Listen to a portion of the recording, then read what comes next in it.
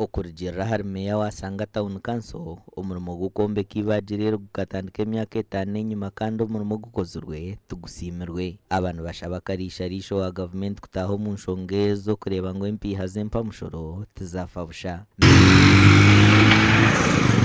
Mirama honorable wa mirama boys bami ba parliament bitu bakaba bakimugambira no shamu nabo barindwi nko kuteremirwe abo kuba umushe yakishyira cyane abazo muzeyi ninga bakitwara mu parliament in fact nizagambira honorable Kazwenge no waragamba ryo mu parliament agenda kigambeyo.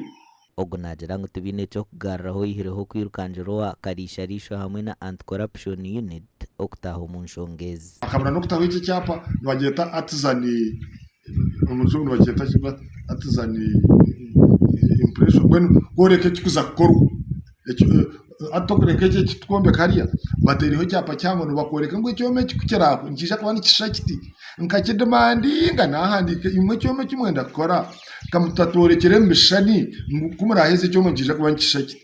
Abatura abebembezi abashuzi b'amatungo hamwe n'ababaji babiri bina amasiko mu ibajireri bitatu bomire bwa nyuma yo kwanjurwe kikozurwe. Gavumenti gatekatekaho yatwora ibajiro kureka nshaba gavumenti kikuraburamu eje cyongeremo ko wasoma yifaho warebe cyo bakora